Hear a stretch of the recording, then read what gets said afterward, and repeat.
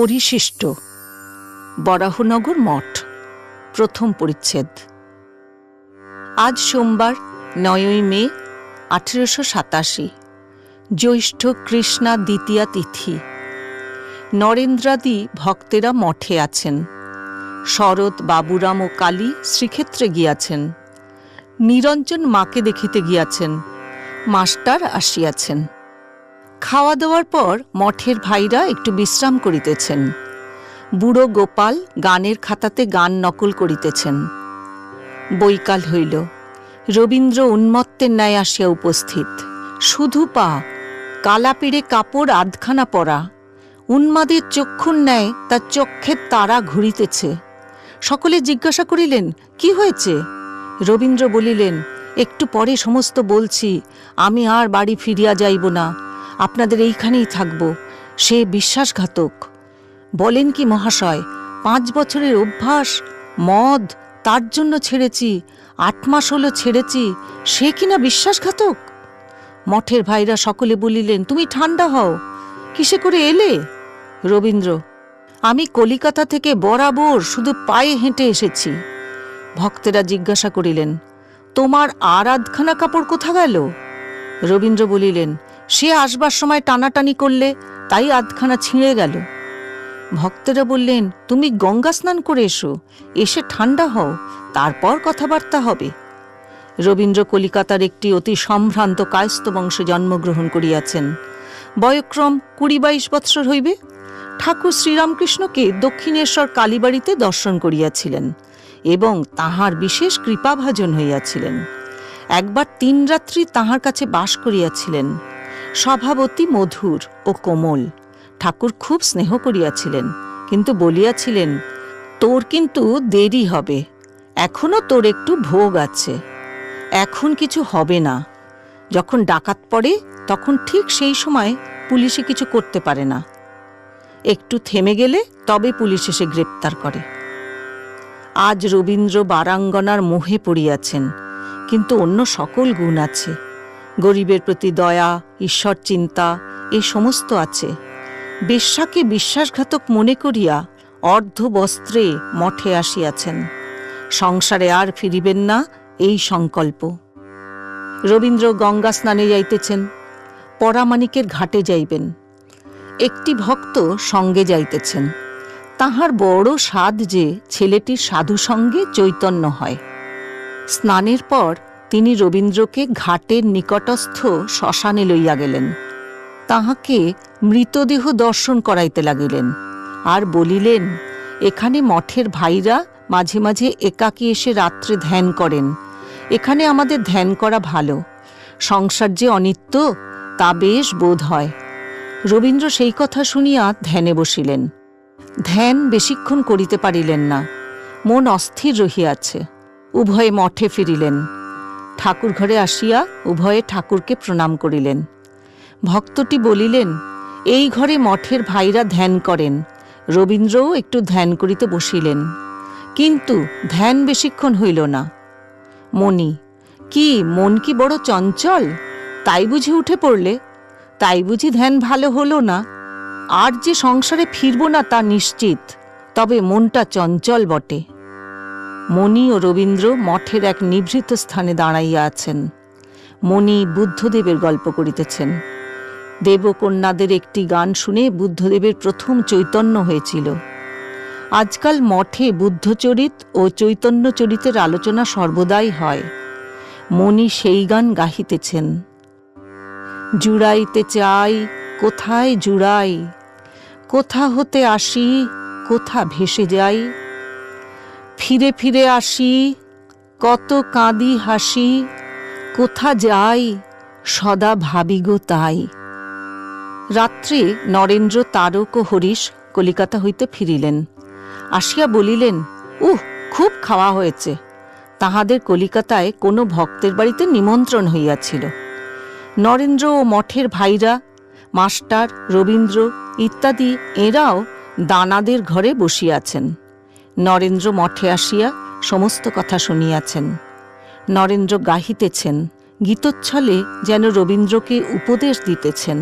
ছাড়ো মোহ, ছাড়ো ছাড়ো রে কুমন্ত্রণা, জানো তারে তবে যাবে যন্ত্রণা।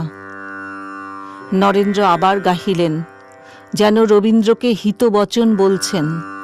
पीले रे अवधूत मतवारा, प्याला प्रेम हरिरसकारे, वाल अवस्था खेल गवाई, तरुण भये नारी बशकारे। वृद्ध भयो कफ वायु ने घेरा, खट पर रहे नहीं जाए बसकारे मस्कारे। नाव कमल में है कस्तूरी, कैसे भरम मिटे पशुकारे। बिना सदगुरु नर ऐसा ही ढूंढे, जैसा मृग फिरे बनकारे। কিয়ৎক্ষণ পরে মঠের ভাইরা কালী তপস্বীর ঘরে বসিয়া আছেন। গিরিশের বুদ্ধচরিত ও চৈতন্যচরিত দুইখানি নূতন পুস্তক আসিয়াছে।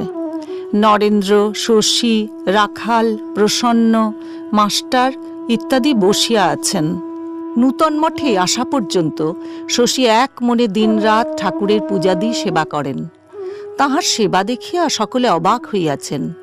ঠাকুরের অসুখের সময় তিনি রাত দিন যেরূপ তাহার সেবা করিয়াছিলেন, আজও সেইরূপ অনন্য মন এক ভক্তি হইয়া সেবা করিতেছেন। মঠের এক ভাই বুদ্ধচরিত ও চৈতন্যচরিত পড়িতেছেন। সুর করিয়া একটু ব্যঙ্গভাবে চৈতন্যচরিতামৃত পড়িতেছেন। নরেন্দ্র বইখানি কাড়িয়া লইলেন, বলিলেন, এই রকম করে ভালো জিনিসটা মাটি করে? নরেন্দ্র নিজে চৈতন্যদেবের প্রেম বিতরণ কথা পড়িতেছেন। মঠের ভাই, আমি বলি কেউ কারুকে প্রেম দিতে পারে না। নরেন্দ্র, আমায় পরমহংস মহাশয় প্রেম দিয়েছেন। মঠের ভাই, আচ্ছা তুমি কি তাই পেয়েছ? নরেন্দ্র, তুই কি বুঝবি? তুই সার্ভেন্ট ক্লাস, আমার সবাই পা টিপবে, শর্তামিত্তির আর দেশও পর্যন্ত। সকলের হাস্য। তুই মনে করছিস বুঝি যে সব বুঝিছিস?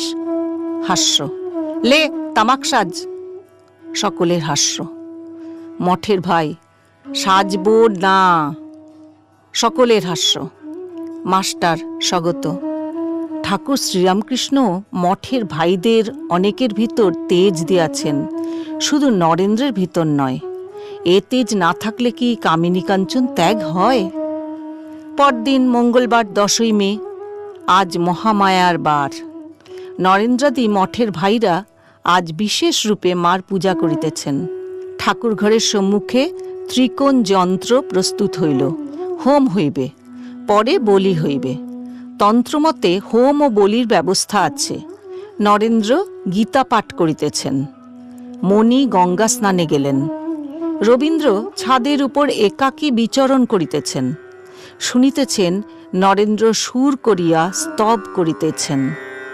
ওং মনোবুদ্ধঙ্কার চিত্তানি নাহং, ন চ শ্রোত্রজিহ্বে ন চ ঘ্রাণনেত্রে, ন চ ব্যোমভূমির্ন তেজো ন বায়ু, শ্চিদানন্দরূপঃ শিবোহং শিবোহং। ন চ প্রাণসঙ্গো ন বৈ পঞ্চবায়ু, ন বা সপ্তধাতুর্ন বা পঞ্চকোশঃ, ন বাক্পনিপাদং ন চোপস্থপায়ু, চিদানন্দরূপ শিবোহং শিবোহং।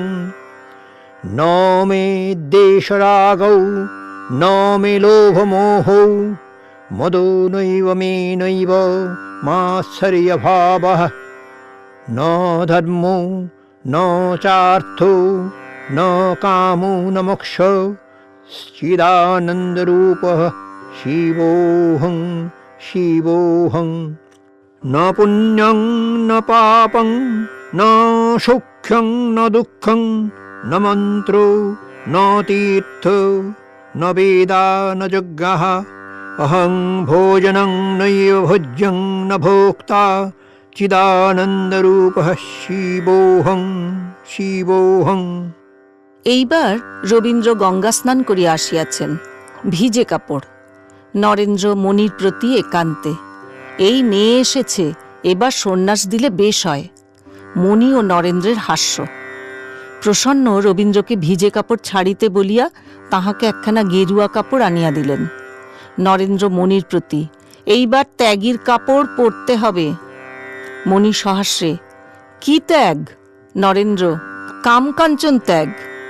রবীন্দ্র গেরুয়া কাপড়খানি পরিয়া কালী তপস্বীর ঘরে গিয়া নির্জনে বসিলেন, বোধ হয় একটু ধ্যান করিবেন।